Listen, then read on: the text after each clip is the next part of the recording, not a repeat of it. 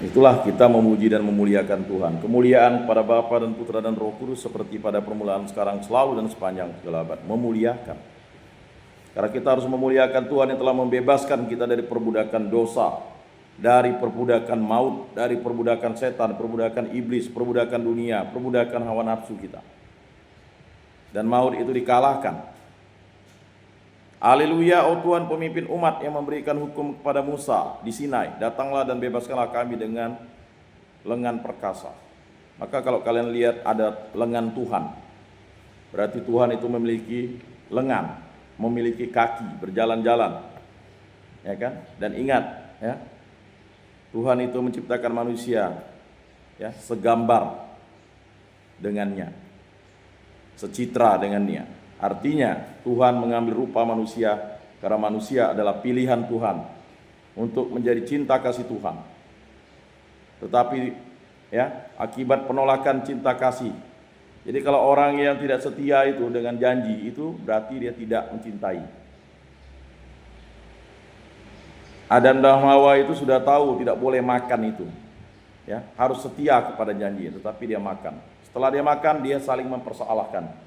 Perempuan yang kau berikan di samping aku itulah yang menyuruh aku makan. Ular itulah yang menyuruh aku makan. Jadi saling, bukan dia bertobat minta ampun. Ingat, ya, kita tidak setia, Allah selalu setia. Dan ini sering terjadi dengan kita.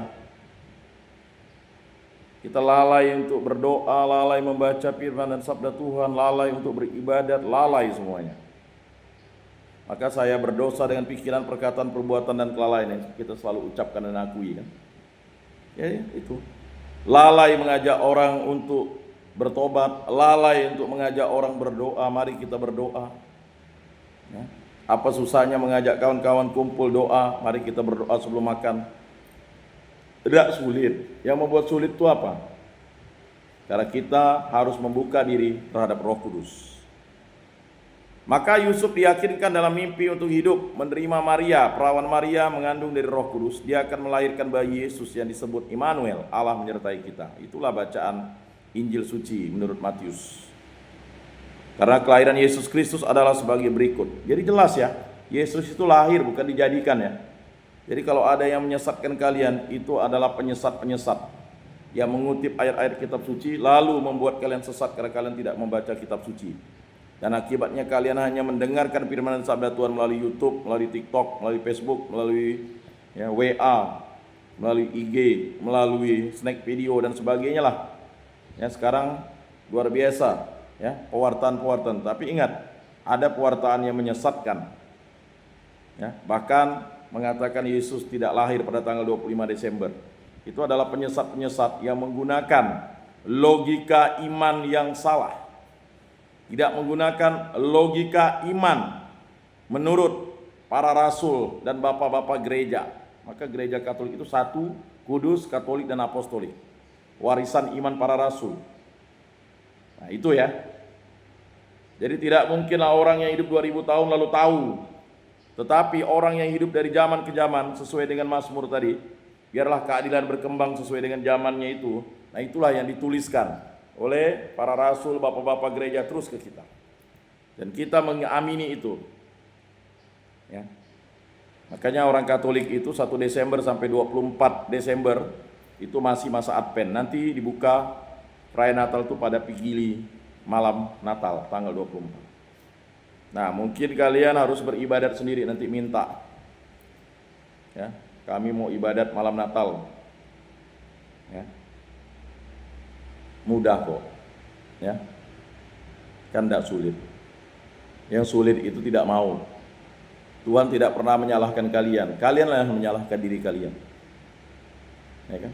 Karena tidak mungkin ada pelayanan kan yang lainnya merayakan Natal. Nah, hari Natal juga harus ibadat, walaupun tidak ada pastor atau tidak ada ya pemimpin-pemimpin yang lain, pemimpin ibadat yang lain.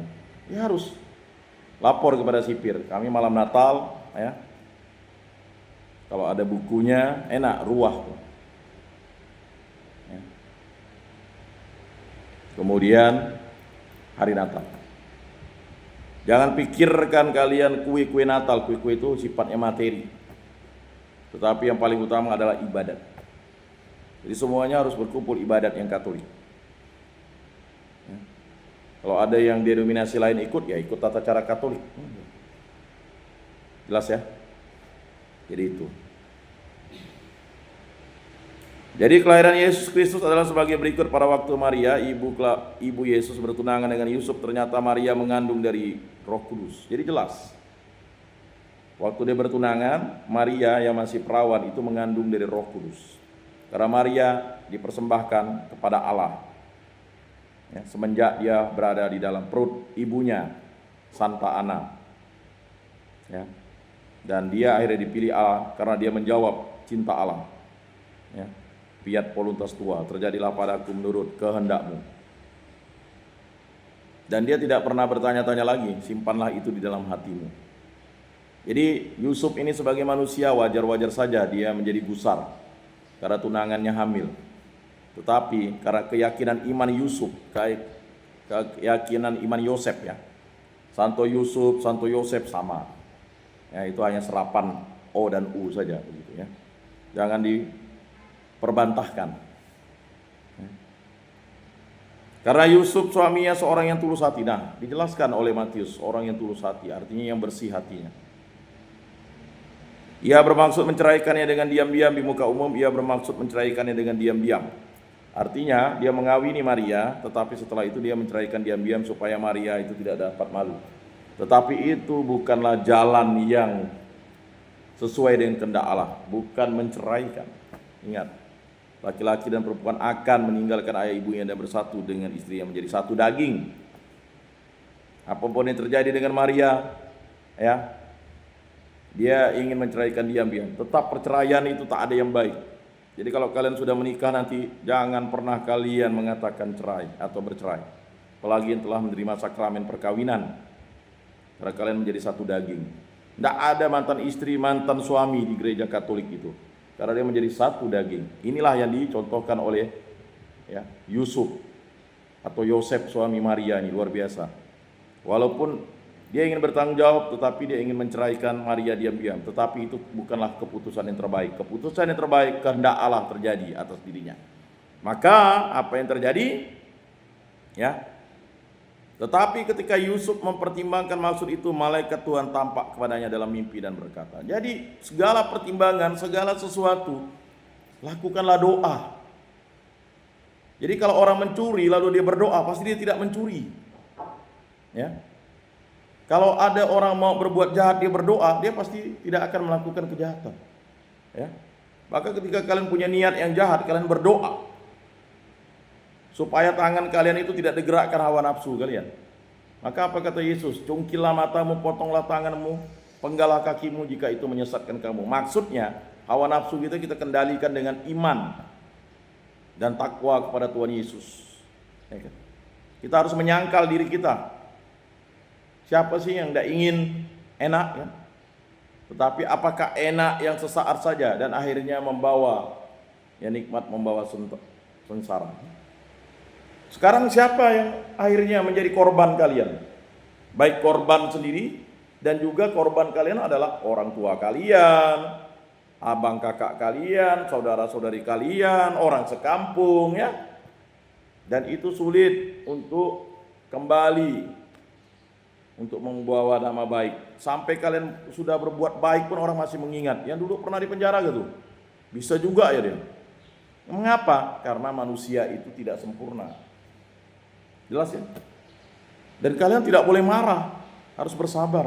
Kalau kalian marah, kalian dikalahkan oleh setan dan iblis, hawa nafsu dan dunia.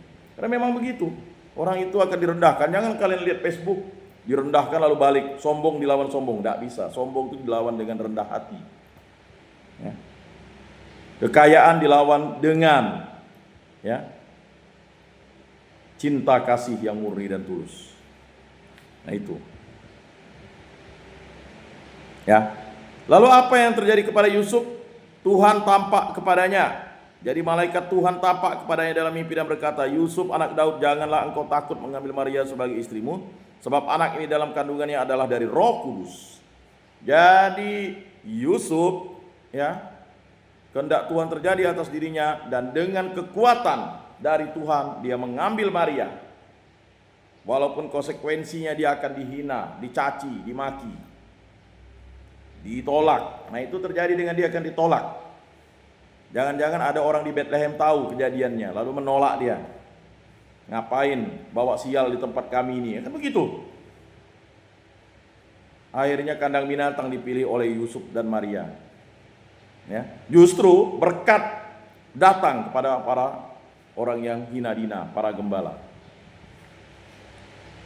Nah, Maria akan melahirkan anak laki-laki dan engkau akan menamai dia Yesus karena dialah yang akan menyelamatkan umatnya dari dosa mereka. Jadi, ya, Yusuf bukan memberi nama Yesus, tetapi dia diperintahkan oleh malaikat Allah untuk menamai ya anaknya itu Yesus. Ya, yang artinya Allah penyelamat. Dialah yang akan menyelamatkan umatnya dari dosa mereka. Ya.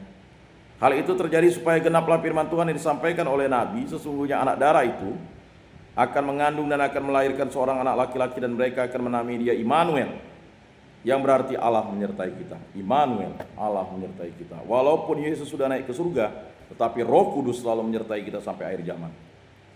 Ya. Allah Bapa yang bertata dalam surga menyertai kita.